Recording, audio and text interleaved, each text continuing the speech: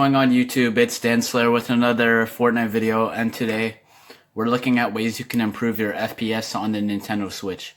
But also these ways will work on PlayStation, Xbox, PC, and mobile. So yeah, and don't forget to use code TMidnight in the Fortnite M shop. So the first way to make your FPS better on the Switch is try to remove some friends off your friend list. Whenever someone gets on your friends list, it will pop up and the game will have to register that in the background, and that will take up memory in the background.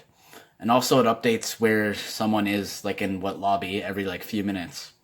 So yeah, just try to limit your friends, because sometimes it won't let you scroll down, but I don't have too many, maybe like 70 friends, so yeah, I'm okay on that. The next step is to not wear very reactive skins or wraps. Like, for example, this skin, Maya, is not reactive. Neither is this pickaxe or this glider. It's really simple. Then this wrap, really simple.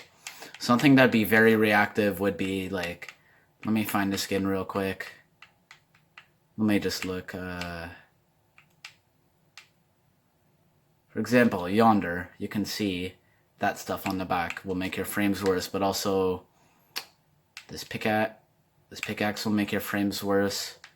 Then a really reactive glider, like this one, the Milano. Then also for a wrap, we'll just use 0 point. So now I'm gonna go into creative and let's see the frames. As another tip is playing in creative worlds with less storage or memory, because that'll make your frames better. Like, for example, if you're on a phone, you'll get better performance if you're have more storage available, since your game won't have to worry about it. But as you can see here, like the creative hub or whatever, since it has a lot of storage, look at the Switch, it was basically frozen there. So yeah. You guys in a second are about to see some proof on the reactive items and frame rate. My frame rate's locked on 30 because in creative you usually get a better frame rate, you know. Just get a better frame rate in creative, so you don't really see a difference. But I have proof, it'll be on screen in a second, of like really reactive stuff versus non-reactive stuff and the frame rate.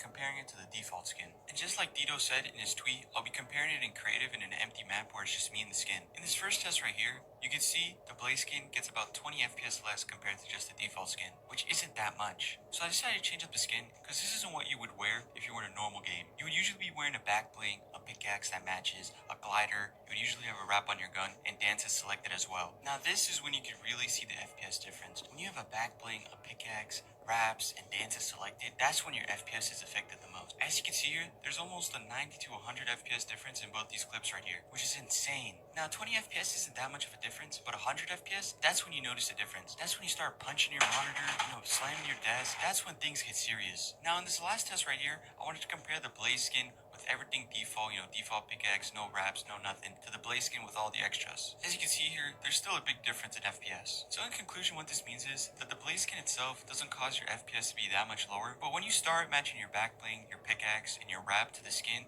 that's when your FPS gets affected the most. Second way is to click home on your Nintendo Switch controller. Go down to settings. Scroll all the way down to TV settings. But instead of 1080p, put 720p on your screen. It'll make your resolution worse, but it might make your FPS better. Because with most games like Rocket League on the Switch, like you can play 720p 60 FPS or 1080p 30 FPS. So yeah, this works well on like small TV screens or monitors, like what I'm playing on. So yeah, it might give you more frames. Another tip is to make sure your Switch is cool, like mine right here. If you guys can see, you just want to keep your Switch cool. You don't want it to get too hot. Like if you hear a lot of stuff from the fans over here, then try to reset your Switch, or just turn it off for maybe like a minute or two. Then it'll get cooler. Like it's proven, like especially for like mobile devices, that you'll get better performance in games if your device is not as hot. So I recommend just to reset it every once in a while and keep it in a cool area where it won't get hot. Like don't leave it in some little area. Like I have my Switch like in some little open space over at my dock, if you can see here.